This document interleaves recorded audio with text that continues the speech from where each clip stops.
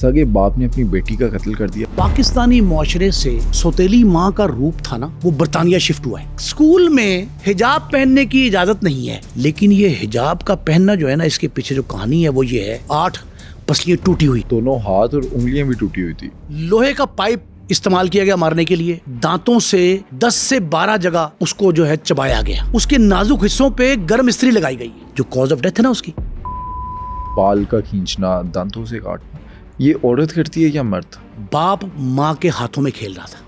ये साइकोपैथ थे लोग। जब 10 साला सारा बेचारी इस दुनिया से चली जाती है, ये पाकिस्तान आ जाते हैं। पाकिस्तान के अंदर ये 33 दिन रहते हैं। पुलिस को, FIA को इधर मतलूब भी होते हैं, लेकिन फिर भी ये दुबई जाने में कामयाब हो जाते हैं। पाकिस्तान में कौन इनकी मदद करता है? इंटरपोल पाकिस्तान में फेल इसलिए हो जाती है, प्लेन में हथकड़ियाँ लगती हैं, अदालत पता नहीं क्या सजा देती है, लेकिन दिल से बद्दुआ निकल रही है। पाकिस्तान में ये होता भी तो इसका मुद्दई जो है कोई फैमिली में से होता, आगे जाके उसे माफ कर देते। अब देखिए डॉक्टर शाहिद सिद्दीक वाला, कयूम शाहिद, अब उनका मामला भी सुलह की तरफ जा रहा है। इस वक्त बरतानिया की अदालत में सारा शरीफ कत्ल केस की समाअत जारी है। सारा शरीफ के वालिद इरफान शरीफ ने इस कत्ल की ड्रामाई अंदाज में जिम्मेदारी कबूल कर ली है। इरफान शरीफ, उनकी अहलिया और इरफान शरीफ के भाई, इनको पाकिस्तान से फरार होने में किसने मदद की? दुबई में इंटरपोल ने इन्हें कैसे गिरफ्तार किया? और सारा शरीफ को टॉर्चर करने की क्या वजूहात थी? ये सब जानिए आज के पॉडकास्ट में। सुनो क्राइम पॉडकास्ट के 90% व्यूअर्स वो हैं जिन्होंने अब तक सुनो डिजिटल को सब्सक्राइब नहीं किया। अगर आपके ख्याल में मैंने आपको वैल्यूएबल कंटेंट दिया है तो अभी सुनो डिजिटल को सब्सक्राइब करें, ताकि मैं और नई मुस्तफा साहब आपके लिए वैल्यूएबल कंटेंट बनाते रहें। नेम साहब, 8 अगस्त 2023 पाकिस्तानी निजात बरतानवी शहरी सारा शरीफ का इंग्लैंड में कत्ल होता है। वालिद उसकी जिम्मेदारी भी कबूल कर लेता है, लेकिन ऐसे क्या हालात हुए कि सगे बाप ने अपनी बेटी का कत्ल कर दिया, वो भी टॉर्चर करके? बट सब इसके पस मंज़र में अगर आप देखें ना, तो एक अजीब कहानी है, और इस अंदाज की है कि मैं 3 दिन से, जब से आपने इस टॉपिक का इंतखाब किया है, मैं 3 रोज़ से ये कहानी पढ़ रहा हूँ। और अपने 40 साला सहाफ़ती कैरियर में मैंने बेतहाशा बड़े बड़े क्राइम इवेंट जो है ना वो कवर किए हैं, लेकिन ये ऐसा इवेंट दिखाई दिया, मौके पे जाके नहीं देखा, लेकिन जो कहानी इसकी हम तक पहुंची, जो तस्वीरी झलकियां इसकी हम तक पहुंची, वो इतना दर्दनाक, खौफनाक और हौलनाक है और दिल खराश भी है, जिसे बाकायदा तमसीलन नहीं, अमलन दिल खून के आंसू रोता है। साने इस्लामपुरा में 13 एक ही घर के शेख इस्माइल के पूरा घराना जो है वो तहे तेख कर दिया गया, मार दिया गया 13 के लोगों को। उनकी लाशें मैंने अपने हाथ से उठाई। ताउन फैल गया। ट्रेन जब आती थी तो उसमें लाशें आती थी, यहाँ से लाशें भेजी भी जाती थी। बड़े बड़े हादसा देखे ट्रेन के, रोड एक्सीडेंट्स, लेकिन इतना दिल जो है वो दुखी नहीं हुआ जितना सारा शरीफ का केस सुन के। और कलेजा फट जाता होगा उस माँ का जिसकी बच्ची को इस अंदाज से, बहीमाना अंदाज से तशद्दुद, मैं जो आपको बताऊंगा डिटेल इसकी, तो कोई कितना ही बड़ा सख्त जान सख्त दिल हो, वो मोम हो जाएगा ये सुन के कि किस अंदाज के जुल्म किए गए। इससे पहले कि सारा शरीफ पे हम गुफ्तगू करें, आप ज़रा सोसाइटी का डायलेमा देखें कि पाकिस्तानी मुआशरे से जो माँ, सौतेली माँ का रूप था ना, सौतेली माँ का किरदार, वो बरतानिया शिफ्ट हुआ है। ये जो असल में इसकी सौतेली माँ थी जी, अभी बिनिश जो है, बिनिश और इसका वालिद जो शरीफ, इरफान शरीफ, इन दोनों ने आपस में तय करके, बज़ाहिर ये मालूम होता है, मैंने यहाँ बैठ के इसकी तहकीक की है, इन्होंने आपस में तय करके ना, फुटबॉल की तरह एक ने दूसरे के कोर्ट में, इसने इधर के वापस कर दी, फिर एक, ये जो है ना दोनों ने मिल के एक ऐसा प्लान किया है कि वो डिटरमिन नहीं हो पा रहा कि असल जिम्मेदार कौन है। 10 दफ़ा बयानात बदले इन्होंने। बीनिश ने पहले कुछ कहा, इरफान ने कुछ कहा, फिर इरफान ने बीनिश के कोर्ट में डाल दी गेंद, फिर उसने वापस लौटा दी। कई मराहिल से गुजरे, लेकिन फ़िलहाल ये समझें कि जब पहली शादी ओल्गा, पोलैंड की खातून थी, उससे होती है, ये पाकिस्तानी मुसलमान ड्राइवर है इरफान शरीफ, झेलम का रहने वाला है, جہلم کی وہ بستیاں جہاں سے بڑے بڑے نامور، جہلم اور چکوال 2 ایسے اضلاع ہیں پنڈی ڈویژن کے جہاں سے بڑے بڑے عسکری ماہرین، سیاسی قیادت، بڑے بڑے قائدین وہ اس سرزمین سے نکلے. بڑے سید ضمیر جعفری جیسے شاعر، ان کے بیٹے جنرل احتشام جعفری، یہ سارے بڑے لوگ جو نامور ہیں نا وہ اسی خطے کی پیداوار ہیں. لیکن وہاں سے یہ جو جنم لیا ہے نا اس شخص نے جو قابل نفرین ہے، اس نے شادی کی پولش خاتون، پولینڈ کی رہنے والی تھی، اولگا. یہ 2009 میں ان کے جو شادی ہوئی وہ چلی ہے 6 سال صرف. 2015 میں یہ جوڑی الگ ہو گئی. لیکن اس 6 سال کے عرصے میں ان کے ہاں 2 بچوں کی پیدائش ہوئی. اچھا. اولگا اور عرفان شریف. ان کے ہاں 2 بچے پیدا، ایک بیٹا بڑا اور چھوٹی بیٹی یہ جو ہے یہ 11 جنوری 2013 کو سارا شریف پیدا ہوئی ہے.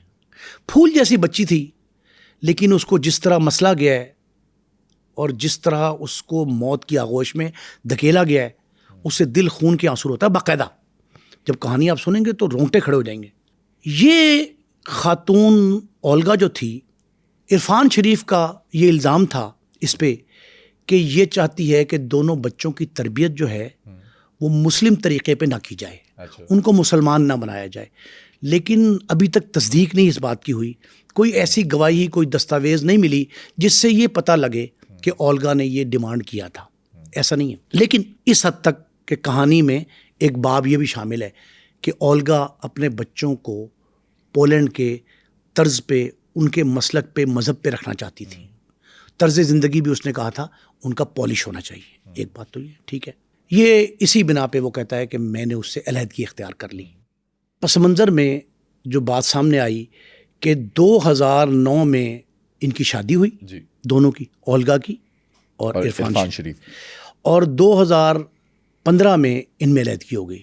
6 سال کے عرصے میں ان لوگوں نے آپس میں علیحدگی کے بعد جو یہ طے ہوا کہ شیر خوار تھے بچے، ظاہر ہے اس وقت وہ شیر خوار بچے دونوں، بیٹا اور بیٹی، یعنی سارا اور اس کا بھائی، یہ دونوں جو ہے نا اولگا کے پاس رہتے ہیں. لیکن 2019 میں برطانیہ کی ایک فیملی کورٹ نے یہ فیصلہ دیا کہ بچے جو ہیں ابھی نابالغ ہیں، نومولود ہیں، اور وہ چاہتا یہ ہے اس کا والد کہ وہ اسلامک طرز پر اس کی پرورش کرے. تو وہ 2019 میں عدالت یہ فیصلہ کرتی ہے کہ یہ باپ کے پاس جائیں گے. بیٹی اور بیٹا عرفان شریف کے پاس آ جاتے ہیں. عرفان شریف کے پاس جب آتے ہیں تو عرفان اپنے طریقے سے کرتا ہے پرورش ان کی، لیکن اس دوران وہ ایک پاکستانی نژاد برطانوی شہری برطانوی ہے لیکن پاکستان کی ہے، بینش سے شادی کر لیتا ہے. بینش سے شادی کرتا ہے، اسلامی طریقے سے نکاح ہوتا ہے، لیکن ان کے کچھ شرائط رکھی جاتی ہیں، 4 یا 5، جو شرائط ابھی تک منظر عام پہ نہیں آئیں. لیکن عدالت میں ایک بیان اس کے بینش کے وکیل نے دیا ہے کہ یہ، انہوں نے پوچھا تھا کہ یہ انگیجمنٹ کن شرائط پہ، تو اس نے کہا دیر آر 4. وہ جو 4 نکاتی ایجنڈا ہے وہ بھی سامنے نہیں آیا، لیکن 4 شرائط تھی. اس دوران یہ کہتے یہ ہیں کہ جب بچی سارا ان کے پاس رہتی ہے تو پہلے دن سے اس سے سوتیلا سلوک کرتی ہے بینش کے بھی 4 بچے ہیں نا. بینش سے ان دونوں کے، بینش کی شادی کے بعد ان کے ہاں 4 بچے ہوئے، اور 5ویں سارا تھی، بیٹا بھی تھا. اب سارا کو مارا کہ وہ جو کہانی ہے نا، وہ ان میں سے 5 بچے باقی رہتے ہیں سارا کے بعد، اور 5 بچے پاکستان بھی آئے تھے. ان کی کہانی بھی آپ نے مجھے یاد کرانا ہے، میں بتاتا ہوں آپ کو کہ ان کے ساتھ کیا بیتی ہے، وہ کس سٹیج پہ ہیں. فی الحال اتنا سمجھیں کہ سارا کی پرورش جو ہے نا وہ ایک سوتیلے ماں جیسی کرتی ہے. وہ یہ سوتیلی ماں جو ہے نا، یہ ایک تمثیلاً اس سب کانٹیننٹ میں سوتیلی ماں کا کردار ہے. کسی کے ساتھ اچھا سلوک نہ ہو رہا ہو نا تو کہتے ہیں سوتیلی ماں جیسا کردار ہے، سوتیلی ماں جیسا سلوک ہو رہا ہے میرے ساتھ. یہ سوتیلی ماں ایک مثال کے طور پر پیش کی جاتی ہے، لیکن بینش نے باقاعدہ سوتیلی ماں بن کے دکھایا، اور اس کو ماں کہنا ماں کے لفظ کی توہین ہے. میرا خیال ہے کہ ماں اسے کہنا ہی نہیں چاہیے کہ وہ اس کی بیٹی سارا ہو یا اس کے بطن سے 4 بچے پیدا ہوں، ایک جیسے ہونے چاہیے. بچے سب کے لیے ایک جیسے ہیں. وہ تو کہتے ہیں کہ آپ کے بچے میرے بچے جیسے ہیں. تو میرے بچوں جیسا نہیں سمجھا اس نے سارا کو سوتیلا ہی سمجھا. اور یہ بات کیسے کھلی کہ سوتیلی ماں ہے وہ. اس کی ایک ہمسائی تھی خاتون, اچھا جہاں یہ رہتے تھے, ہاں آبائی گھر ہے ان کا. اس گھر کے ایک ہمسائے میں خاتون رہتی تھی جس کی بیٹی سارا کی کلاس فیلو تھی. دونوں ایک کلاس میں پڑھتے, ایک اسکول میں پڑھتے تھے. ایک دن وہاں وہ جاتی ہے بچی, اور ہمسائی بتا رہی ہے, اس کی ڈیتھ کے بعد ہمسائی نے انکشاف کیا کہ میری بیٹی نے کہا اس سے. اچھا یہ بات بھی سمجھے, سارا کے بارے میں 10 سال میں بیچاری چلی گئی دنیا سے. وہ 4-5 سال زیر تعلیم رہی جس اسکول میں, اس میں اس کی ہم جماعت تھی ہمسائی اس کی. وہ یہ کہتی ہے کہ نہایت خوش اخلاق, نہایت خوش باش, چاقو چوبند, چوکس, بہت آئیڈیل بچی تھی, اور جو بڑی خوشی خوشی اسکول آتی جاتی تھی. ہمسائی کہتی ہے میں نے کبھی روتے چلاتے چیختے نہیں دیکھا اسکول جاتے وقت. بچے ہوتے نا تھوڑے سے کہ صبح صبح اٹھا دیا ماں باپ نے, اس طرح کی کوئی بات نہیں تھی بچی میں. لیکن ہمسائی جو ہے نا خاتون, مرنے کے بعد اس نے جس دکھ بھری داستان سنائی ہے نا, جو اس پہ غور کرنے کی ضرورت ہے. وہ کہتی ہے کہ میری بیٹی نے ایک دن آگے کہا کہ سارا جو ہماری ہمسائی ہے, نیبر ہے, نیکسٹ ڈور نیبر ہے, وہ کچھ تھوڑی سی نا مایوس سی ہے, خاموش خاموش ہے. اچھا نے کہا جی وہ کیوں ہے؟ کہتے پتہ نہیں کیوں وہ خاموش خاموش, ماما وہ تو بالکل خاموش. اس نے کہا اوکے. اس نے پوچھا کل تم ان سے بات کرنا. جب وہ اگلے دن جاتی ہے تو پتہ یہ لگتا ہے کہ سارا کے گردن پہ اور چہرے پہ نشانات ہیں. اچھا اس نے کہا, جس طرح ماما نے اس کو بتایا تھا بچی کو, اس نے کہا کہ سارا یہ کیا, واٹ از دس؟ اس نے کہا جی میں بائک سے گر پڑی تھی اور میرا نشان لگا. اس نے کہا اوکے. اس نے چھپائی بات, اصل بات نہیں بتائی. وہ گھر آئی, اس بچی کی ہمسائی یہ کہتی ہے کہ میں نے کہا کہ یہ تو بڑی موٹر سائیکل پہ کہاں جاتی ہے, کون پھرتی ہے, کس کا دیکھا نہیں موٹر سائیکل پہ, کیسے گر گئی؟ کہتی مجھے شک و شبہ ہوا تو میں نے غور کرنا شروع کیا. تو کہتی ہے کہ 1.5 سے 2 ماہ مسلسل مجھے ان کے گھر سے چیخوں کی آواز آتی تھی سارا کی. یہ بات یہاں کھلی ہے آ کے ڈیتھ کے بعد. وہ وہاں جناب وہ کہتی ہے ہم نے سننا کہ کیا مسئلہ ہے, کیا ہے.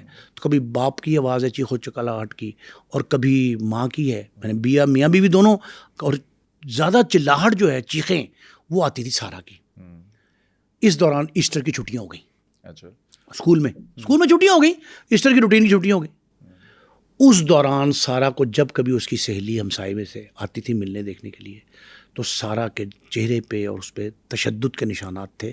جو بعد میں یہ بات کھلتی ہے کہ یہ اسکول کی ٹیچر اچانک کہتی ہے کہ جی سارا اسکول چھوڑ گئی ہے, اعلان کرتی ہے باقاعدہ کہ سارا اسکول چھوڑ گئی ہے اور اب وہ نہیں آئے گی.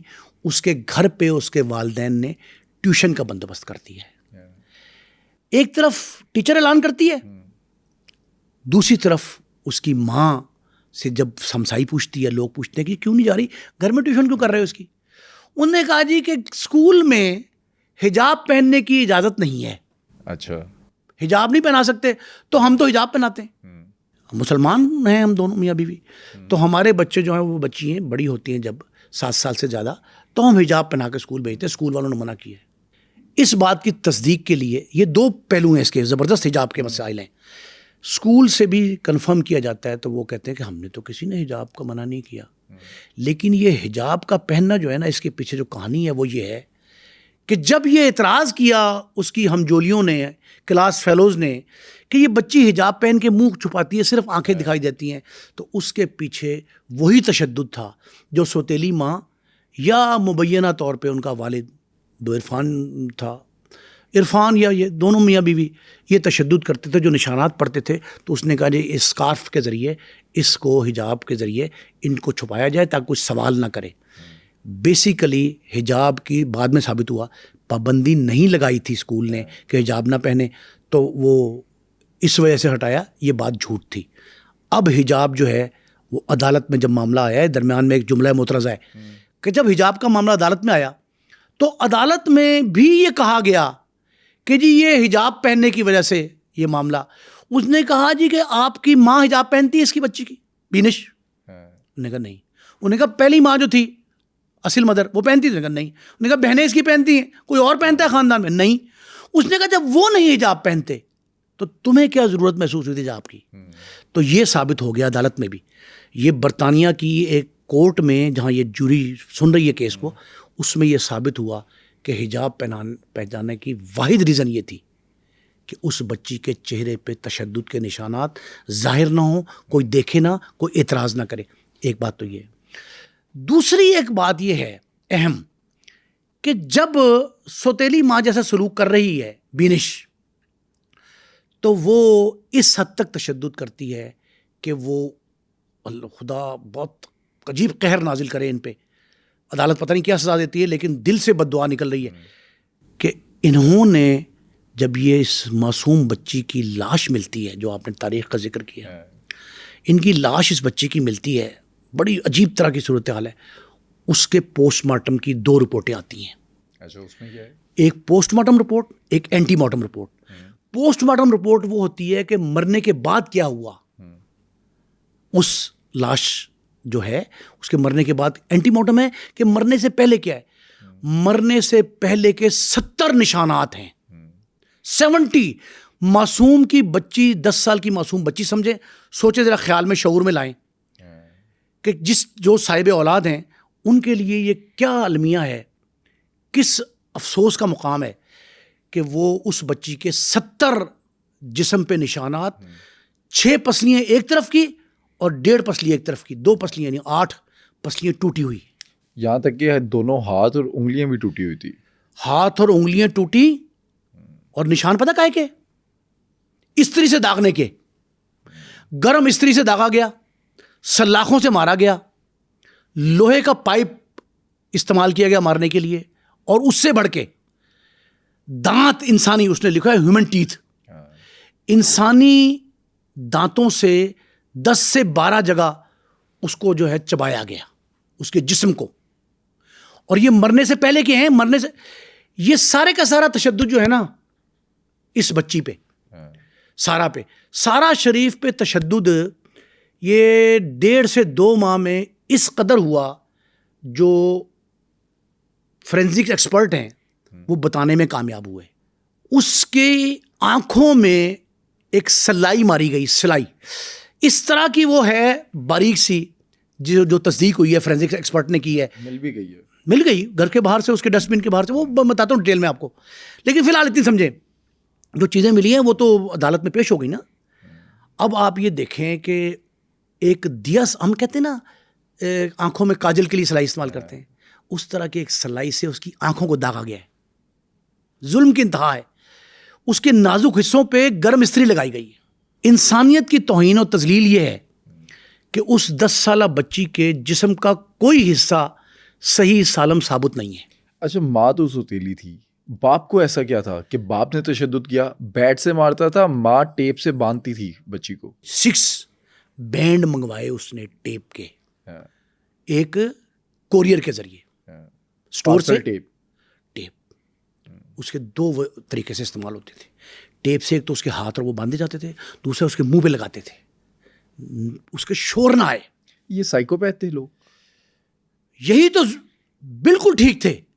ان کو سائیکو کہنا, آپ کو پتہ ہے کہ ایک یہ بھی ایک ورژن سامنے آ رہا ہے کہ جی نفسیاتی ذہنی مریض ہیں. یہ مریض کہنے کا مقصد یہ ہوتا ہے کہ کسی ملزم کو, مجرم کو اس کے جرم سے چھٹکارا دلوا دیا جائے. سزا کے قابل کسی مذہب میں دیوانہ نہیں, وہ دیوانگی اگر آپ ظاہر کر دیں گے تو بچ جائیں گے سزا سے. وہ بقائے میں ہوش و حواس یہ ایکٹ کرتے تھے. اب آپ نے کہا جی ماں تو سوتیلی تھی, تو باپ سگا تھا, باپ ماں کے ہاتھوں میں کھیل رہا تھا.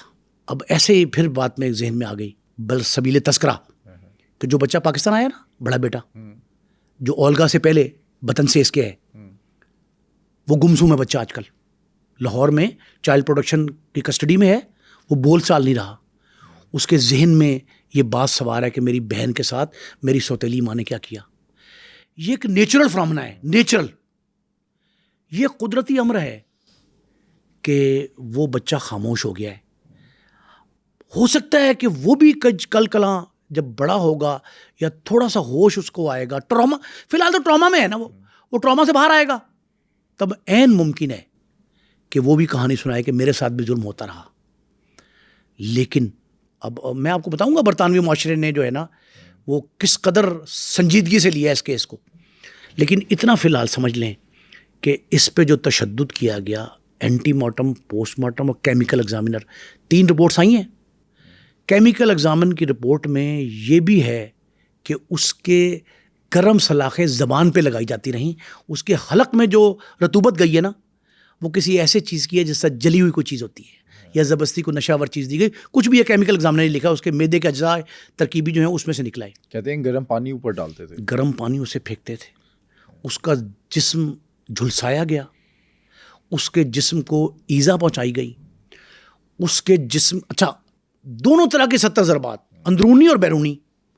اب اندرونی ضربات اور اندرونی جو کیمیکل زدہ پانی گرم دیا گیا ہے, کیا ملا کے دیا گیا, اور وہ جو زبان پہ گرم چیزیں رکھی گئیں, چھالے بن گئے اس سے, اس کے اندر کیا رطوبت گئی, وہ کیمیکل ایگزامنر کی رپورٹ میں بہت واضح ہے, عدالت میں پیش ہو چکی ہے.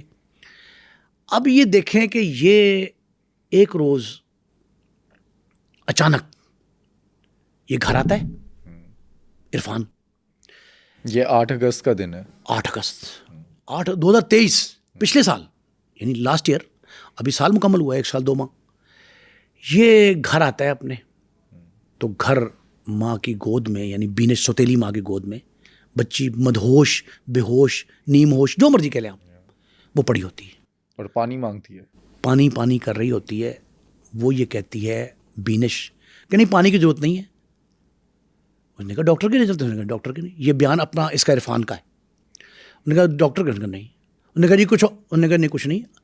وہ اٹھاتا ہے اس کو اور وہ کہتا ہی ہے, اب یہ پہلا بیان اس کا تھا, بعد میں بدل گیا. وہ عرفان شریف کا پہلا بیان کہ بچی سسکیاں لے رہی تھی, تو میں نے بیڈ پہ لٹایا, مجھے میری بیوی بینش نے کہا کہ زمین پہ لٹا دو, میں نے زمین پہ لٹا دیا. اب اس میں کیا سائنس ہے یہ سمجھ نہیں آ رہی. شاید وہ یہ چاہتی تھی کہ مزید تکلیف پہنچے اس کو اور وہ باقاعدہ سسکیاں لے کے مر جائے, شاید اس کا مقصد یہی تھا. اب اس نے اس کو بیڈ سے اٹھا کے دوبارہ زمین پہ لٹا دیا. پہلے گود میں تھی, زمین پہ لیٹ گئی, بچی زمین پہ لیٹی رہی. اس دوران یہ ساری تحقیقات کی برطانوی پولیس نے, بہت بڑی وہاں کے جو تفتیشی ونگ ہیں وہ بڑے بڑے ہیں, ریسرچ سینٹر ہیں پورے تفتیش کے, ٹریننگ سینٹر بنے ہوئے ہیں جہاں سے لوگ, بڑے پڑھے لکھے لوگ جو ہیں وہ ٹریننگ لے کے پھر تفتیش کرنا شروع کرتے ہیں. ان تفتیشی افسروں کے بقول اس دوران یہ فون کرتی ہے بینش ایک ٹریولنگ ایجنٹ کو. انہوں نے ظاہر ہے ٹائمنگ کے ساتھ اس کو دیکھا, میچ کیا ہے, ٹیلی کیا نا اس کو. اس رپورٹ میں یہ آیا جو پولیس کی ابتدائی تفتیشی رپورٹ ہے کہ بینش فون کرتی ہے اپنے ٹریولنگ ایجنٹ کو, اس سے ٹکٹیں منگواتی ہے 3, اپنی, اپنے میاں کی عرفان کی, شریف کی, اور فیصل عرفان کا چھوٹا بھائی یعنی اس کا دیور, اپنے میاں کی, اپنے دیور کی 3 ٹکٹیں منگواتی ہے پاکستان کی. پاکستان, وہ بچی تو وہیں پڑی ہے. وہ کہتے ڈاکٹر کو بلا لو, بقول عرفان کے ڈاکٹر کو نہیں بلاتے. انہوں نے کہا ایمبولینس کال کرتے ہیں, ایمبولینس کال نہیں کرتے. وہ چاہتے یہ ہیں دونوں میاں, یا ان کو راضی کر لیا ہوگا اس نے میاں کو کہ چھوڑو اس کو, اب جو کچھ بھی ہوگا. وہ یہ کہتے ہیں کہ جی مجھے نہیں سمجھ لگی کہ میرے ساتھ کیا ہوا, میری ٹکٹیں جب آ گئیں ہم پاکستان پہنچ گئے. اچھا یہ لاش کے پاس جو ہے ایک لیٹر بھی لکھ کر گئے, یہ بعد میں پتہ لگتا ہے, ابھی لاش تک نہیں پہنچا معاملہ, یہ پاکستان آ جاتے ہیں. اچھا وہیں بچی کو مردہ چھوڑ کے, یہ پتہ لگ گیا کہ شی از ڈائڈ. جب 10 سالہ سارا بیچاری اس دنیا سے چلی جاتی ہے, یہ اس کو اسی طرح چھوڑ کے, اب ہو سکتا ہے وہ تڑپ رہی ہو نہ, اس وقت تک اس کا روح جو ہے وہ پرواز نہ کی ہو, عین ممکن ہے. 10 تاریخ کو یہ اسلام آباد ایئرپورٹ پہ اترتے ہیں. خیال یہ تھا کہ شاید پہلے 3 لوگ آئے ہیں, میاں بیوی اور دیور اس کا بینش کا, یعنی فیصل ملک. ان کے ساتھ وہ بچے بھی تھے جو 4 ان کے بعد کے دوسرے بینش سے ہیں, اور ایک پہلے والا بیٹا سارا کا سگا بھائی, وہ بھی ساتھ تھے. ایئرپورٹ پہ ان کے اہل خانہ ان کا استقبال کرتے ہیں, تو اس کے ذہن میں, اس کے دل میں بے چینی تو تھی کہ کس حالت میں چھوڑا ہے بچی کو, بیچاری 10 سالہ معصوم بچی. اس دوران یہ فون کرتا ہے 999.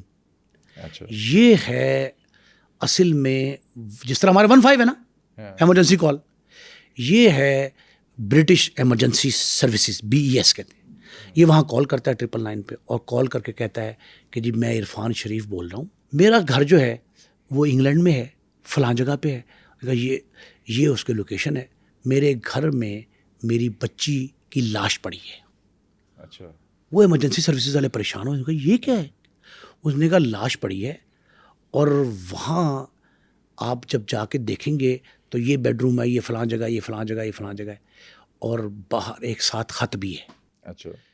وہ ایمرجنسی سروسز والے کال کرتے ہیں, ایمرجنسی کال کرتے ہیں, میسیج ہوتا ہے وائرلیس پہ, اور وہاں برٹش پولیس جو ہے اس گھر پہنچتی ہے تو واقعتاً وہاں سارا کی لاش, یعنی اب آپ یہ دیکھیں کہ 8 تاریخ اور 10 تاریخ کی شام, یہ تقریباً 2.5 دن لاش وہیں گھر میں پڑی ہے. پولیس والے جا کے دیکھتے ہیں تو وہ آنکھیں اس کی کھلی ہوئی ہیں اور برے حال میں, جس طرح لگتا یہ ہے کہ جب چاند جیسی بچی جو تھی وہ کس طرح مری ہوگی, کس طرح جان اس کی جو ہے نا وہ نکلی ہوگی. وہ بچی جو ہے وہ وہاں پھول جیسی بچی کو وہ اٹھاتے ہیں اس کی ڈیڈ باڈی اور اٹھا کے اس کے پوسٹ مارٹم کے لیے بھجوا دیتے ہیں. اور وہاں سے جو خط ملتا ہے, بٹ صاحب وہ خط بھی جو ہے نا وہ دل ہلا دینے والا ہے. اس خط میں یہ خط لکھا ہے کہ میں عرفان شریف ہوں, میری بچی جو ہے, میری بیوی بینش میرے ساتھ ہے, ہم پاکستان جا رہے ہیں اور یہ جو ہے نا بچی کو ہم نے مار دیا ہے. اور بچی کے بارے میں یہ بھی لکھتا ہے, اب اندازہ لگائیں کہ عجیب طرح کا صورتحال ہے, کہ وہ لکھتا ہے کہ ہمارا تعلق مسلم خاندان سے, یہ بچی مسلمان ہے, تو اگر ممکن ہو آپ سے تو اس بچی کو اسلامی طرز طریقے سے, اسلامی طور پہ کفن دفن کر دیا جائے. یہ بھی لکھا ہے. پھر یہ بھی لکھتا ہے کہ میں اپنے کیے پہ شرمندہ ہوں, میں اسے پراپرلی نہیں رکھ سکا, لکھ سکا, جو بھی ہے میں نے اسے کھو دیا. وہ خط پکڑتے ہیں, چیزیں پکڑتے ہیں. اب پولیس گرد و نواح کی ساری سرچ کرتی ہے, باقاعدہ سرچ آپریشن اس گھر کے ارد گرد. وہاں باہر ایک ڈسٹ بن ہے جو روٹین میں رکھی ہوتی ہے, وہاں کے لوکل کارپوریشن نے, وہ سٹی کارپوریشن جو ہے, سٹی کارپوریشن نے ایک ڈسٹ بن رکھا تھا, اس کے پاس سے ایک بیٹ ملتا ہے, بلہ کرکٹ کھیلنے والا, خون آلود, اس کے اینڈ پہ خون کے نشان ہیں, اور وہی نشان جو مماثلت کر جاتا ہے, مل جاتا ہے بچی کے سر میں, جو کاز آف ڈیتھ ہے نا اس کی, وہ سر میں بیٹ مارا گیا ہے. وہ ماں نے مارا کہ باپ نے مارا, باپ بعد میں مان رہا ہے کہ میں نے مارا. جس نے بھی یہ ظلم کیا سفاکی کی انتہا ہے. اتنا دل خراش واقعہ بٹ صاحب. یہ بیٹ اور وہ ضرب اس کی مماثلت ہوتی ہے. پھر وہاں سے وہی جو میں نے آپ سے کہا آنکھوں میں اس کے پھرتے تھے, داغتے تھے, اس کے کان میں مارتے تھے, پن جو تھی وہ سلائی ملتی ہے. اس سلائی پہ جو خون لگا ہوا ہے اس کے کان کا ہے یا آنکھ کا ہے, وہ خون بھی میچ کرتا ہے سارا کے خون سے. اس کے ٹیسٹ کرتے ہیں, اس کا پوسٹ مارٹم ہوتا ہے. پھر اس کے علاوہ بال کا گچھا ملتا ہے اس ڈسٹ بن سے, وہ بال نوچے گئے بچی کے. یہ بات تو عرفان بھی کیا گیا تھا, ٹیلی فون پہ بھی بتا دی تھی. 8 منٹ کی کال کی تھی اس نے, وہاں سے 999 پہ 8 منٹ کی کال کی تھی, اس پہ اس نے بتا دیا تھا. اچھا, پہلے تو خود اعتراف کیا تھا, بعد میں کہتا ہے کہ اپنی بیوی کو بچانے کے لیے میں نے مان لیا.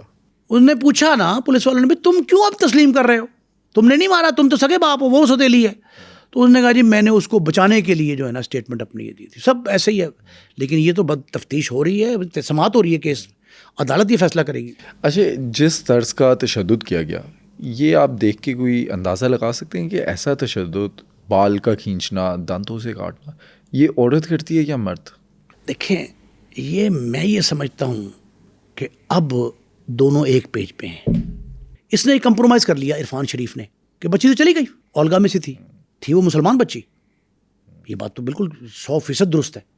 لیکن اب بینش کو میں کیوں گاؤں, اس کو بچا لوں. پھر وکیل جو ہے نا قانون دان جو ہوتے ہیں, ایک مسلمان قانون دان بھی کیا ہوا ہے انہوں نے وہاں ہائر کیا ہوا آج کل. تو یہ جو وکیل ہوتے ہیں, وکلا حضرات بھی قانونی پیچیدگیوں سے بچنے کے لیے یہ کہتے ہیں کہ تم یہ کہہ دینا, تم یہ کہہ دینا. ابھی جرا ہو رہی ہے, جرا میں ثابت ہو جائے گا سارا کچھ, اور جرا میں خاصے حد تک جو ہے نا دونوں, اور تیسرا بلکہ فیصل بھی گرفتار. اب آپ یہ سنیں ہوتا کیا ہے. جب یہ وہاں بات پھیلتی ہے, برٹش پولیس کو پتہ لگتا ہے, وہ ابتدائی تفتیش کرتے ہیں, ایویڈنس اٹھاتے ہیں, سرکمسٹانشل ایویڈنس لیتے ہیں, اور جو فرد بنی ہے, اصل میں اس کی فرد مقبوضگی بنتی ہے نا, ہر قانون میں یہی ہے کہ جو ریکوریز ہوئی ہیں, وہ جو چیزیں بیٹ ہے, استری بنائی ہے, سلائی ہے, بال ہیں, وہ سارے کے سارے جو ہے نا وہ قبضے میں لے کے پولیس چالان مرتب کرتی ہے, چالان عدالت میں پیش کرتی ہے. برٹش گورنمنٹ پاکستان میں وزارت داخلہ سے رابطہ کرتی ہے, اور وزارت داخلہ FIA کے ڈائریکٹر کی ڈیوٹی لگاتی ہے اسلام آباد میں, کہ یہ خاندان جیلم کا ہے, اسلام آباد کی ٹیریٹری بنتی ہے, کہ فیڈرل گورنمنٹ ہی ہے ویسے تو, فیڈرل انویسٹیگیشن ایجنسی جو ہے اس کو ایک لیٹر آتا ہے برٹش ہائی کمشنر کی طرف سے, اور یہ 15 تاریخ کا واقعہ ہے, 15 اگست 2023. ان کو لیٹر ملتا ہے کہ یہ ہمیں خاندان مطلوب ہے, اور وہ تینوں افراد, بچوں کا نام نہیں لکھتے, 3 افراد کا نام دیتے ہیں. نمبر 1 عرفان شریف, نمبر 2 بینش عرفان, نمبر 3 فیصل ملک جو بھائی ہے اس کا چھوٹا عرفان کا. یہ تینوں ہمیں مطلوب ہے. وہ ان کی تصویریں بھیج دیتے ہیں. پاکستانی پولیس ایف آئی اے, یہ ہمارا ایک المیہ ہے کہ ہم لوگ سنجیدگی, سیریسنس جسے کہتے ہیں, اور شدت مقدمے کی, معاملات کی, وہ نہیں دیکھتے, بھانپتے نہیں ہیں. یہ نہیں دیکھتے کہ انسانیت سوچ سلوک ہوا ہے ایک معصوم بچی کے ساتھ, تو اسے انصاف کیسے دلانا ہے. لیکن ہم تو یہاں کچھ نہیں کر رہے نا, برطانیہ سینکڑوں میل دور بیٹھے, ہزاروں میل دور, وہ وہاں اتنا سیریس نوٹ لیتے ہیں اس کا. وہ یہ کہتے ہیں کہ جس طرح بھی ہے ان کو گرفتار کیا جائے اور ان کو ہمارے حوالے کیا جائے. اچھا, لیکن انگلینڈ کی پاکستان سے کوئی ٹریٹی نہیں ہے. بٹ صاحب ٹریٹی ہو تب بھی مقدمات کا فیصلہ لا آف لینڈ کے تحت ہوتا ہے. جس سرزمین پہ کوئی واقعہ سرزد ہو, رونما ہو, وہاں کے قوانین کے مطابق کیس ٹرائل ہوتا ہے, وہاں کے قوانین کے مطابق چلان مرتب ہوتا ہے, وہاں کے مطابق ہی عدالتیں فیصلہ کرتی ہیں. برطانوی سرزمین پہ یہ بچی قتل ہوئی,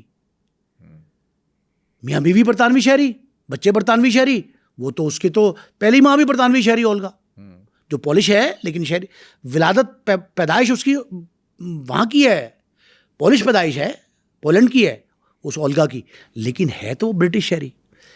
تو برٹش شہری کے ساتھ اب آپ کو کینیڈین, اس کا یاد ہے واقعہ میں نے, ہم نے پچھلے پروگرام میں کیا نرگس غزالہ خاتون کا, جی, جو واقعہ اس کے بچوں نے کینیڈا سے وہاں سے ہیلپ لی تھی, کینیڈین وزارت خارجہ اور وزارت, ہماری وہاں پہ تشدد ہوا. اسی طرح اگر نہ بھی ٹریٹی ہو, کوئی ایگریمنٹ نہ بھی ہو ملزمان کے حوالگی کا, تو انٹرپول کو یہ عالمی حیثیت حاصل ہے کہ وہ جس ملزم کو جہاں سے چاہے حراست میں لے کے اپنے مطلوبہ ملک میں جہاں وہ ریکوائرڈ ہے وہاں لا کے, اس کے لا آف لینڈ تو وہاں کا ہی ہونا نا, اس کے تحت ٹرائل کروا سکتی ہے, ان کا اختیار ہے. لیکن انٹرپول پاکستان میں فیل ہو جاتی ہے. انٹرپول پاکستان میں فیل اس لیے ہو جاتی ہے کہ ہمارے ادارے قانون نافذ کرنے والے ان کے ساتھ تعاون نہیں کرتے. اسی وجہ سے گرین پاسپورٹ کی حیثیت, وقت, ویلیو کم ہوتی جا رہی ہے.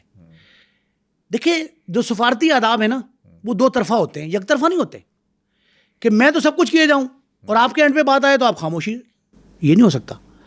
انہوں نے انٹرپول کے ذریعے, وزارت خارجہ, برٹش ہائی کمشنر, ہر طور طریقے سے پاکستان میں رابطہ کیا. پہلے وزارت خارجہ, پھر وزارت داخلہ, پھر ایف آئی اے, ان سے کہا گیا کہ ان کو پکڑے. 1 ماہ تک یہ تینوں ریکوائرڈ ملزمان جو برطانیہ کو ریکوائرڈ ہیں, وہ پاکستان میں 1 ماہ سے زائد 32-33 دن رہتے ہیں. ان کے صرف 1 ریڈ ایف آئی اے کا اس کے والد کے گھر پہ ہوا, جسٹ 1. اس کے علاوہ کوئی پرسو نہیں کیا گیا. اس ریڈ کی بھی تفصیلات میسر نہیں ہیں. میں نے پوری کوشش کی, تگودو کی, ریسرچ کیا کہ ریڈ میں کیا کامیابی ہوئی. ریڈ میں انہوں نے تو پوچھ لیا جا کے باپ ماں سے کہ آئے تھے جی, انہوں نے کہا آئے تھے جی, اور یہاں چلے گئے, گلگت چلے گئے, انہوں نے کہا جی کوٹلی چلے گئے, آزاد کشمیر میں ہمارے رشتے دار ہیں, بہن رہتی ہے ان کی. انہوں نے کہا اوکے.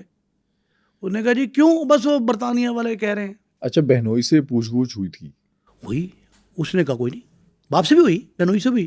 انہوں نے کہا کچھ نہیں, مجھے تو پتہ نہیں ہے. وہ رات کو آئے اور صبح رات 12 بجے آئے, صبح 5 بجے چلے گئے. اب آپ اندازہ لگائیں کہ ہمارے یہاں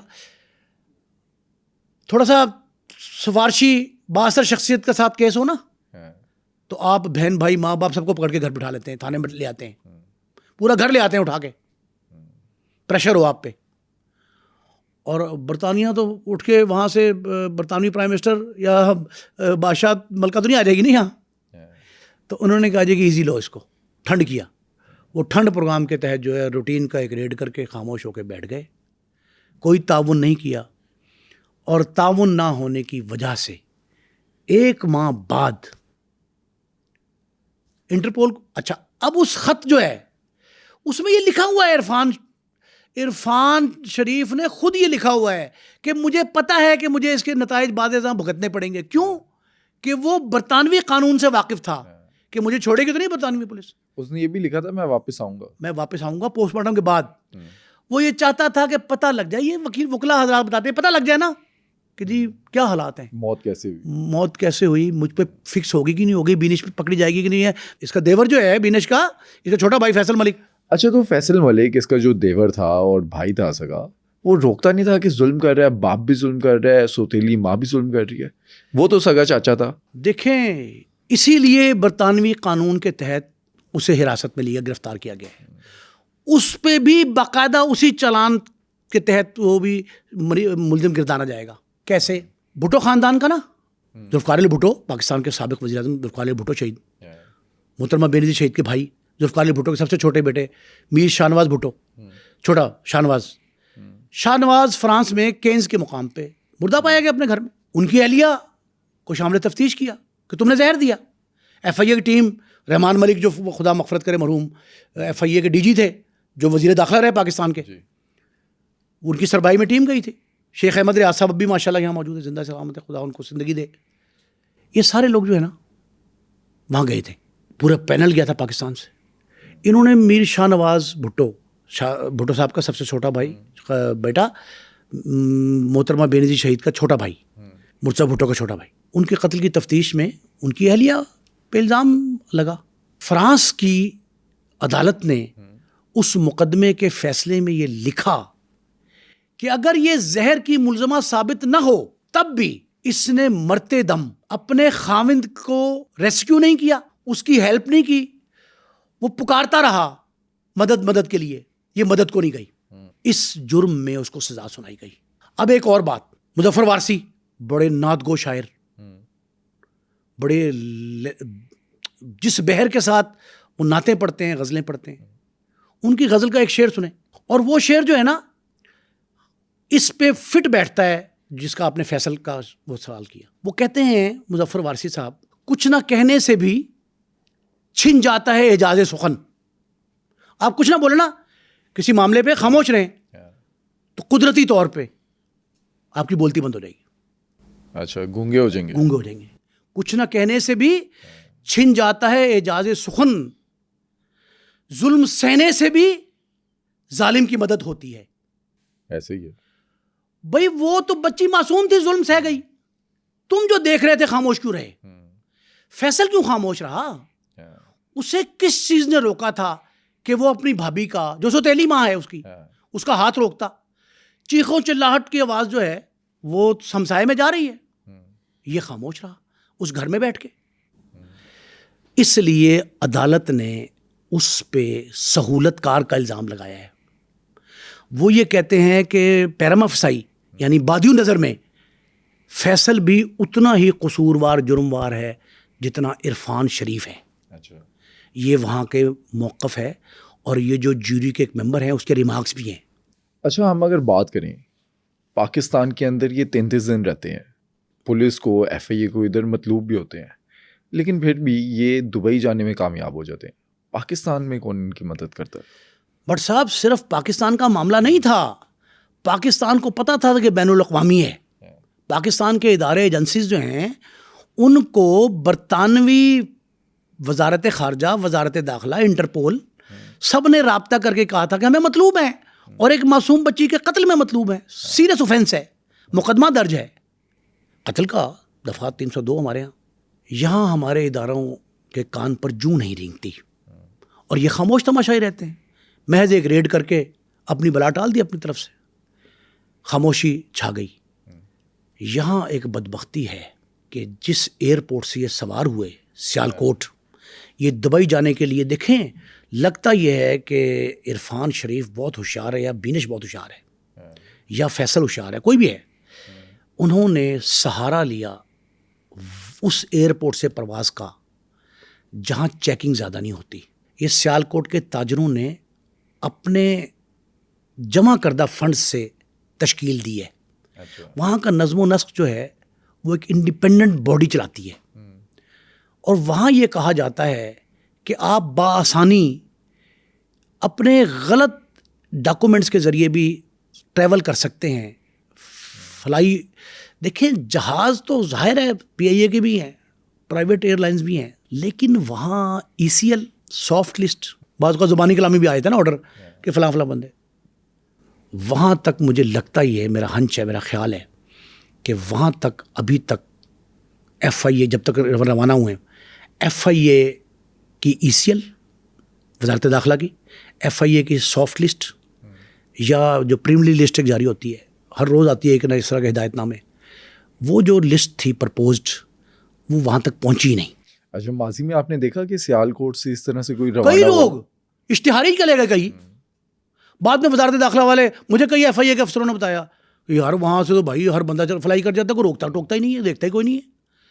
یہ وہاں سے ارلی مارننگ نکل جاتے ہیں, لیکن یہاں کا نظام مفلوج ہو سکتا ہے, کمزور ہو سکتا ہے, اس میں فلاز ہو سکتے ہیں, لیکن دبئی ایئرپورٹ تو انٹرنیشنل ایئرپورٹ, اور ہم نے ایک پروگرام میں کہا تھا, اگر آپ کو یاد ہو, ہمارے ناظرین کو یاد ہو, کہ دبئی میں فارنرز کے لیے بہت سختی ہیں, پرٹیکولرلی پاکستان, انڈیا, افغانستان, ایران, 4 ملکوں کے شہریوں کے حوالے سے وہ بہت محتاط ہیں.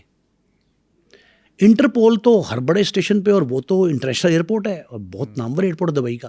اچھا, دیکھا آپ نے کہ یہ ویڈیو بھی آئی ہے, ان کو پلین سے گرفتار کرتے ہیں, پلین میں ان کو اطلاع دیکھیں, ان کو اطلاع آتی ہے انٹرپول کو, جب مطلوب ہے نا انٹرنیشنلی مطلوب ہے پاکستانی, تو ہمارے ہاں سے ٹریول کر جائے بندہ, انہیں پتہ نہیں لگتا, وہ سفر کے دوران جہاز میں ہوتا ہے تو ان کو پتہ لگ جاتا ہے کہ یہ تینوں کے تینوں جو ہے نا یہ کر رہے ہیں. یہ بچوں کو یہاں چھوڑ جاتے ہیں, جہاز کے اندر سے دبئی ایئرپورٹ پکڑ لیا انہوں نے, پکڑ کے برطانیہ پولیس کے حوالے کیا. یہ برطانوی پولیس پکڑتی ہے اور ان کو اپنے ہاں لے جاتی ہے, اور وہاں حوالات بند, جہاں ریکوائرڈ تھی اس شہر کی حوالات بند کر دی.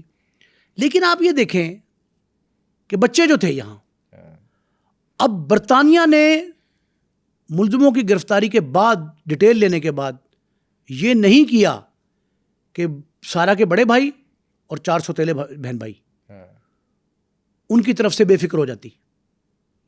برطانوی حکومت, برطانوی ادارے اتنے متجسس ہیں. اصل میں تجسس یہ نہیں ہے کہ جی وہ بچے کیا, ان کو یہ تھا کہ برطانیہ کا شہری دنیا کے کسی خطے میں ہے, اس کی اہمیت برطانیہ سے منسلک ہونے کی وجہ سے ہے, اس کی نسبت برطانیہ سے ہے, تو اس کو کوئی تکلیف نہ پہنچے.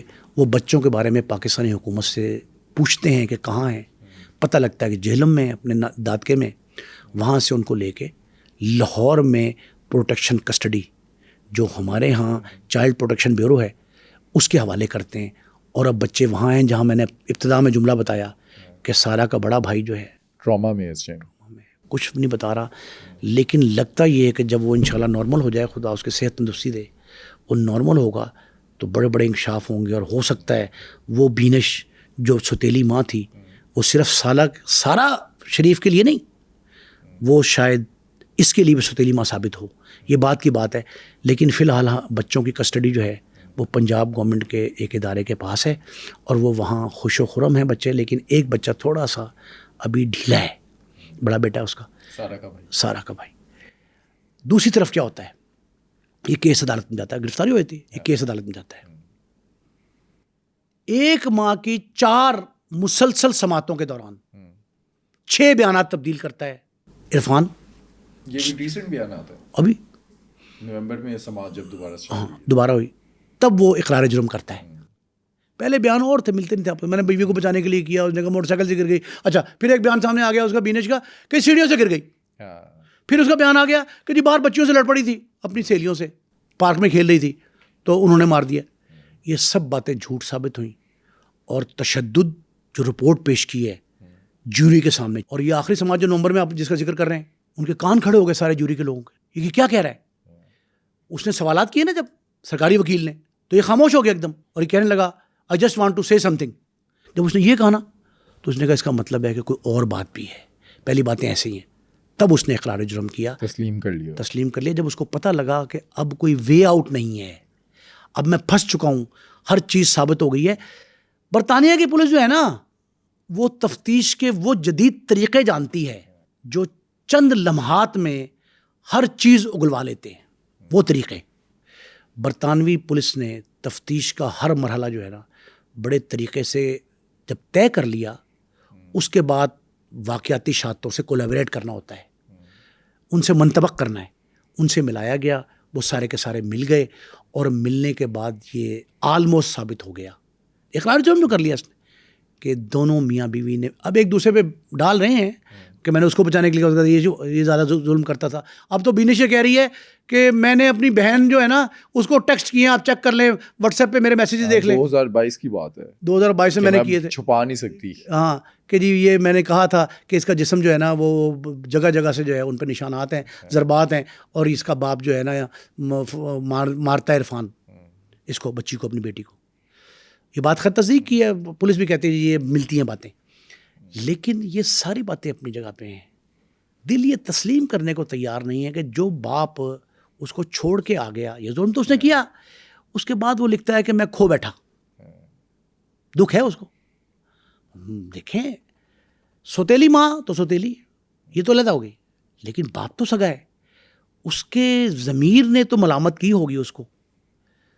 تو اب وہ حقائق بتانے پہ آ گیا ہے، اور حقائق سے لگتا یہ ہے کہ جلد یہ جو ہے نا، جلد یا بدیر، کچھ دیر بھی لگ سکتی ہے، لیکن سنا یہ ہے کہ جلد ہی یہ جب فیصلہ ہوگا تو یہ دونوں میجر پنلٹی یعنی بڑی سزا، اور تیسرا اشتراک جرم میں، کنائمنس میں فیصل ملک، ان کو سزا ہونی ہے. لیکن ایک بات بٹ صاحب جو میں نے آپ سے کہا نا کہ میں نے اپنے 40 سالہ صحافتی کیریئر میں کرائم رپورٹنگ کی ہے، 20 سال تقریباً، 20 سال کی کرائم رپورٹنگ میں بڑے بڑے حادثات، واقعات، لاشیں ہاتھ سے اٹھا کے دیکھتا رہا. لیکن دل دکھا اس بات پہ. پھر ایک واقعہ مجھے یاد آیا، اشفاق احمد، اچھا، سب سے بڑے داستان گو پاکستان کے. کون؟ بانو قدسیہ کے شوہر، دونوں گورنمنٹ کالج، اگر آپ کو، دونوں راوین، اور کلاس فیلو ہونے کے ناطے شادی بیاہ ہوا، اور اتنے بلند پایا داستان گو، اتنے بڑے مصنف، رائٹر، افسانہ نگار، ڈرامہ نگار، کہ ان جیسا پیدا نہیں ہوا پاکستان میں. ہر شخص تسلیم کرتا ہے عالمی سطح پہ. انہوں نے ایک واقعہ لکھا ہے اپنی اولاد کو لے کر، اولاد کے حوالے سے. ان کے 3 بیٹے تھے نا، پتہ ہے آپ کے علم میں 3 بیٹے تھے ان کے، ماشاء اللہ حیات ہے. ان کے بارے میں انہوں نے سے یہ پوچھا ایک انٹرویور نے کہ بابا جی کہتے تھے لوگ ان کو آخری وقت میں بھی کئی دفعہ میرا کئی انٹرویو میں نے ان سے کیا کہ بابا جی آپ نے بڑے اچھے ادوار دیکھے، زندگی بڑی بھرپور گزاری. وہ اپنی بیوی کو، بانو قدسیہ کو، آپا کہتے تھے. آپا کے ساتھ آپ کا رشتہ بھی بڑا زبردست ہے. آپ کو کبھی زندگی کے کسی موڑ پہ، کسی خانے میں، کسی وقت، کسی بات پہ دکھ ہے، کوئی افسوس ہوا آپ کو؟ انہوں نے سوچا اور سوچ کے کہا کہ ہاں، ایک بات کا دکھ نہیں، قلق ہے. قلق وہ ہے جو مرنے کے بعد بھی جاری رہتا ہے. وہ کہتا قلق ہے. کہ کیا؟ انٹرویو نے پوچھا کیا قلق ہے؟ انہوں نے کہا میں اور آپا عمر بھر ایک بات کے خواہش مند رہے. کہ وہ کیا؟ کہ خدا ہمیں بیٹی دے. میرے 3 بیٹے ہیں، کہ خدا ہمیں بیٹی دے، لیکن ملی نہیں. سنیں پوری بات سن، واقعہ بہت زبردست ہے. انہوں نے کہا اس کے لیے ہم خانہ خدا میں گئے، مسجد نبوی میں گئے، چلے کاٹے، درباروں مزاروں پہ حاضریاں دی، منتیں مانی، مرادیں، ہر کوشش کی، ڈاکٹرز کے پاس گئے، حکیموں سے ملے، بیٹی نہیں ہوئی. انہوں نے کہا ہم ایک دفعہ میں اور آپا حج کے لیے گئے، احرام باندھ کے ہم طواف کر رہے تھے، تو میں بیٹھ گیا جنت البقیع، مسجد خانہ خدا میں، مسجد نبوی میں، جہاں بھی گئے. انہوں نے کہا میں بیٹھ گیا احرام سمیت. تو میں یہ سوچ رہا تھا کہ ہم عمر کے اس حصے میں ہیں کہ اب تو اولاد کا سوال ہی پیدا نہیں ہوتا. تو میں اور آپا دونوں اسی خیال میں گم تھے کہ مجھے ایک ندا آئی. ندا کہتے ہیں غیبی آواز. ایک ندا آئی کہ بابا جی آپ جو خواہش دل میں لے کے آئے ہیں وہ خواہش پوری نہیں ہو سکتی. خدا کے گھر میں کوئی کسی قسم کا انکار ممکن نہیں ہے. اس کی وحدانیت، اس کا اختیار 100% یقینی طور پہ وہ جو چاہے جب چاہے جہاں چاہے کر سکتا ہے. بغیر والد کے والدہ کے اگر پیدائش چاہے بچے کی تو ہو سکتی ہے کیا اللہ کے گھر میں. انہوں نے کہا لیکن خدا آپ کو بیٹی نہیں دے گا, نہیں دے سکتا. وہ کہتے ہیں کہ ندا آئی ہلکی سی, مجھے سمجھ نہیں آئی, میں نے آپا سے تذکرہ کیا, آپا کہتی ہے. انہوں نے کہا کہ یہ بات ہوئی ہے.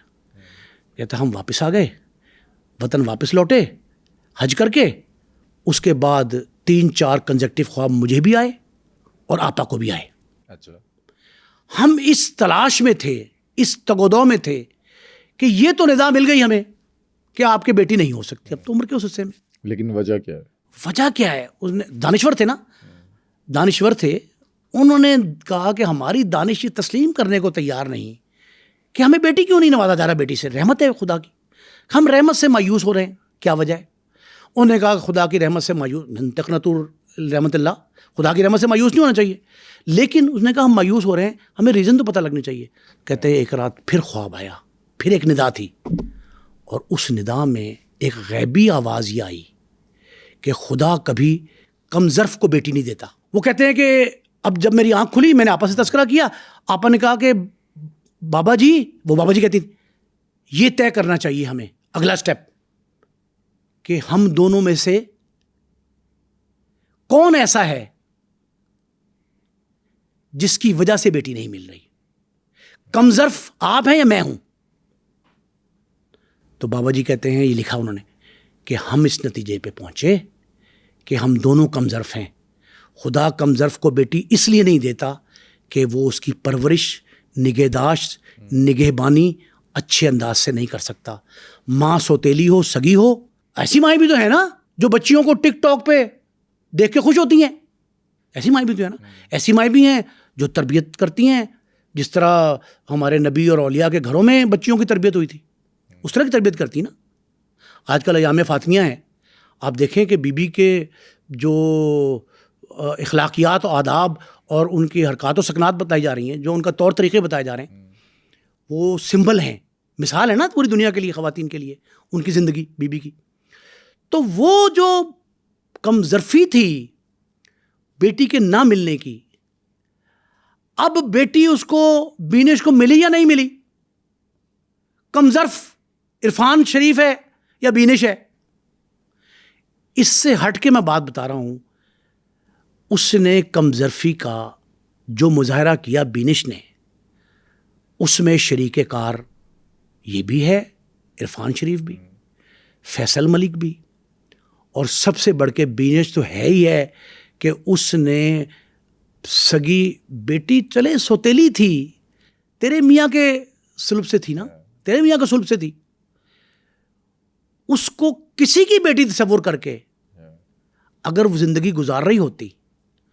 اور ہمارے ہاں جو مثالیں میں ابھی بتا رہا ہوں آپ کو, جو مثالیں قائم ہوئی ہیں خواتین کی جو خیر النساء ہیں, ان کی مثالوں کو سامنے رکھ کے اگر وہ غیر کی بچی بھی سمجھتی. اور کہا تو جاتا ہے بیٹیاں تو سانجھی ہوتی ہیں, بچے اولاد ساری سانجھی ہے, بٹ سب ہر ایک کا بچہ, آپ کے بچے کو میں اپنا بچہ سمجھتا ہوں, آپ میرے بچوں کو اپنا بچہ سمجھتے ہیں, تب معاشرہ تربیت.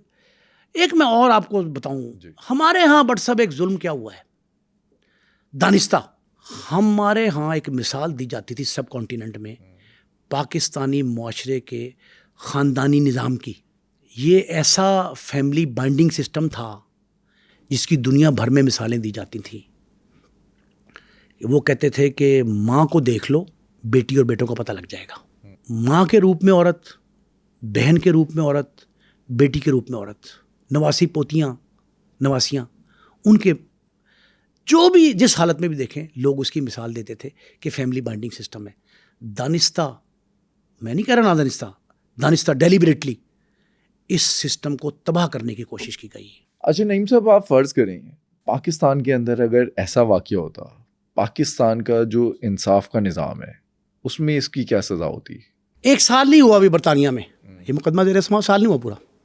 سال سے پہلے ہی, گرفتاری کے بعد ان کے 1 سال سے پہلے ہی وہ یہ منطقی انجام تک پہنچ گیا ہے. نظر آ رہا ہے صاف صورتحال جو ہے, 10-15 دن میں آ جائے گا, ڈیسائیڈ ہو جائے گا, اس کی سزا جزا جو بھی ہے وہ مل جائے گی. لیکن ایک بات پاکستانی نظام میں بہت سے فلاز ہیں, خامیاں بہت ہیں, پیچیدگیاں بھی بہت زیادہ ہیں. دادا پردادا نے جو کیس فائل کیا عدالت میں, اس کے پوتے پڑ پوتے جو ہیں اب تک وہ پیشیاں بھگت رہے ہیں. یہ ہمارے نظام کی پیچیدگی ہے. ججز خود تسلیم کرتے ہیں, لاکھوں کی تعداد میں کیس زیر سماعت ہیں, لوور کورٹس میں بے تاشا ہیں, تیسری چوتھی نسل بھی آ گئی ہے, بیچارے بھگت رہے ہیں. لیکن پاکستانی معاشرے میں واقعات ایسے ہوئے ہیں سوتیلی ماؤں کے ذریعے, ان کے ہاتھوں جو مارے گئے بچے بیچارے. کئی واقعات میں یہ ثابت ہوا کہ پولیس والوں نے مارا, بھئی وہ تختہ دار پہ کیوں نہیں پہنچے, کیا وجہ ہے؟ جب بچ جاتے ہیں, قانونی منہ شگافیاں سمجھیں, کمزوریاں سمجھیں, ہماری ڈسکریپنسیز ہیں عدالتی نظام کی, ان کی پراسیکیوشن سمجھ لیں, اس کی خرابی ہے, ناقص تفتیش ہے, جو کچھ بھی ہے. جب مجرم سزا سے بچ جاتا ہے تو دیکھنے والے دوسرے کا حوصلہ بڑھتا ہے.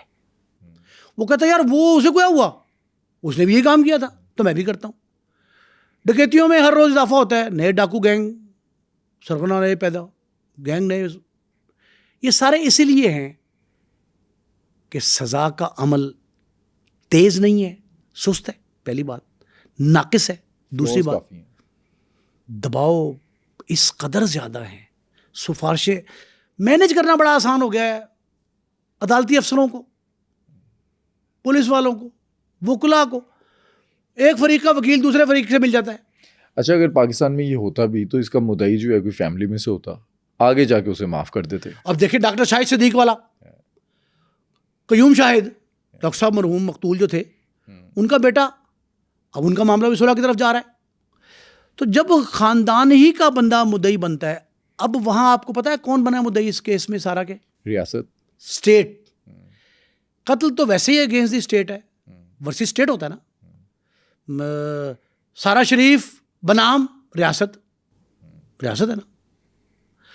تو یہ ریاست جو ہے اس کو, ریاست نے صرف سارا شریف کو انصاف نہیں دینا, ریاست نے اس کے دوسرے بہن بھائی بھلے سوتیلے ہیں سگے ہیں, ان کی پروٹیکشن کی ذمہ داری بھی لی ہے. پاکستان میں ہر دوسرے دن ایک فون آتا ہے برطانیہ سے, اس لیے کہ دھیان رکھیں کہ کہیں ہمارے ہاں اسی روایتی جو طریقہ کار ہیں ان کا شکار نہ ہو جائے یہ کیس بھی. وہ ہر جگہ پہ پراپرلی دیکھ رہے ہیں. خدا کرے کہ ہمیں بھی ایسا نظام انصاف جو ہے میسر آئے جس میں جو کردہ گناہ ہیں اس کی سزا ملے. ہمارے یہاں نہ کردہ گناہ کی سزا مل جاتی ہے, مجرم کو نہ کردہ گناہ کی مل جاتی ہے ملزم کو, اور مجرم جو ہے وہ سزا سے بچ جاتا ہے. اگر ہمارے ہاں بھی ایسا کوئی انقلاب آ جائے اور خدا ہمیں ہدایت دے دے, ہمارا دیکھیں خدا کی سب سے بڑی صفت نظام عدل ہے. کوئی ایسا ایکٹ جو قرار واقعی عین اسلام عین انصاف نہیں ہے, اس سے خدا کے نظام عدل پہ چوٹ پڑتی ہے. ہم کوئی ایسا ایکٹ کرتے ہیں, آپ اگر یہاں فائدہ دلوانا چاہتے سارا کے ذمہ دار ملزمان کو تو یہاں آسان تھا, برطانیہ میں مشکل ہے, ناممکن ہے. ناممکن, ہاں چلیں یہ زیادہ اچھی بات ہے کہ ناممکن ہے, کوئی سوچ نہیں سکتا. اسی لیے لکھا عرفان شریف نے کہ مجھے پتا ہے کہ میرا انجام کیا ہوگا, میں پوسٹ مارٹم کے بعد بچی کے واپس آ رہا ہوں. لیکن کسی نے یہ نہیں بتایا کہ کیا وہ بچی کی قبر پہ گیا. بچی کی جو سگی ماں ہے سارا شریف کی, اولگا, اس کا کیا رسپانس ہے؟ اولگا نہایت غمزدہ, افسردہ ہے. اس کو جب اطلاع ملی کہ سارا چلی گئی اس دنیا سے, اور پھر یہ اطلاع ملی کہ اسے سوتیلی ماں نے مارا. سوتیلی ماں یا باپ ابھی فائنل جس نے مارا, سوتیلی ماں اور باپ, تو اس نے یہ اس کے الفاظ جو ہیں نا, یہ سوتیلے پن کے منہ پہ تماچا ہے جو اس نے کہا. وہ کہتی ہے کہ بڑی دکھ بھری یہ داستان میری بیٹی کی, اسے بڑے ایذا رسانی کے ذریعے مارا گیا, وہ مجھ سے جدا ہو گئی, چلی گئی, اب کبھی واپس نہیں آئے گی. لیکن میں یہ کہتا ہوں اس بدبخت بینش کو یا ایون عرفان کو یہ ذہن میں نہیں آئی بات کہ اگر تم نہیں سنبھال سکتے, تم کم ظرف ہو, تو اولگا کے حوالے کر دو, وہ اس کی پرورش کر لے گی, اس کی سگی بیٹی ہے. ایک دوسری اور بات, یہ جو عدالت نے فیصلہ کیا تھا نا کہ جی کم سن ہیں بچے دونوں بہن بھائی, یہ جو فیصلہ اس میں آیا تھا 2019 میں کہ کسٹڈی میں دے دیا عرفان کی, یہ عدالت نے تو اس نیک نیتی سے دیا ہوگا کہ والد بچوں کی پرورش کر لے گا, اور کا شاید کفالت کر سکتا ہے. اس نے اسلامی طریقہ کہا تھا نا کہ یہ غیر اسلامی طریقے سے کرے گی تو میں اسلامی طریقے سے کرنا چاہیے, حجاب پہناؤں گا فلاں, جو بھی تھا اس کی خواہشات. لیکن یہ تو کسی کو پتہ, نہ عدالت کو پتہ تھا نہ کسی اور کو پتہ تھا کہ یہ دن دیکھنا پڑے گا کہ عرفان کی زندگی میں بینش آئے گی, بینش کے ہاتھوں, اس کی کمظرفی کے ہاتھوں, اس کی سنگ دلی کے ہاتھوں سارا ماری جائے گی. یہ حیوانیت ہوگی, یہ تذلیل ہے انسانیت کی. حیوانیت جو ہے نا وہ تو ان میں بھی احساس ہے, حیوان میں بھی احساس ہے. آپ دیکھیں پرندے بچوں کے منہ میں صبح صبح دانہ ڈال رہے ہوتے ہیں, چہچہا رہے ہوتے ہیں, جب اڑ رہے ہوتے ہیں تب بھی وہ چونچوں میں ایک دوسرے کے ڈالتے ہیں. ان میں بھی یہ پیار محبت ہے جو ان میں ناپید تھا. اور جو بھی ذمہ دار ہے میرا خیال یہ ہے کہ اسے قرار واقعی سزا ملنی چاہیے, اور ٹیسٹ کیس بننا چاہیے. ٹیسٹ کیس بننا چاہیے. اس کو پاکستانی حکومت کو بھی چاہیے تعاون کرے, برطانیہ سے ہر طرح کا تعاون کرنا چاہیے, اور ان کو ایسی سزا دیں کہ کل کسی اور عرفان شریف کو یہ جرت, یہ ہمت نہ ہو کہ اپنے بچوں کے ساتھ ایسا سلوک کرے, یا جب دوسری بیوی بیاہ کے لائے تو اس کے حوالے اپنے پہلے بچے کر دے. یہ سوتیلی ماں کا کردار تو ہر جگہ ہمارے معاشرے میں مشہور ہے, لیکن یہاں سے سفر کر کے یہ برطانیہ جو چلا گیا, یہ بڑی افسوسناک بات ہے. اور برطانوی پولیس اسے سبق بنائے گی دوسروں کے لیے, اور جب سبق بن جائے گا تو پھر میرا خیال ہے کسی عرفان شریف کو ضرورت نہیں ہوگی وہ کسی سارا کو اس طرح انتہائی بےہودگی کے ساتھ جو ہے نا وہ موت کی گھاٹ اتارے. آپ کے خیال میں سارہ شریف کے والد عرفان شریف اور سارہ شریف کی سوتیلی ماں بینش, انہوں نے سارہ شریف کو اس حد تک ٹارچر کیوں کیا کہ سارہ شریف کی موت ہو گئی؟ ہمیں کامنٹ سیکشن میں بتائیں.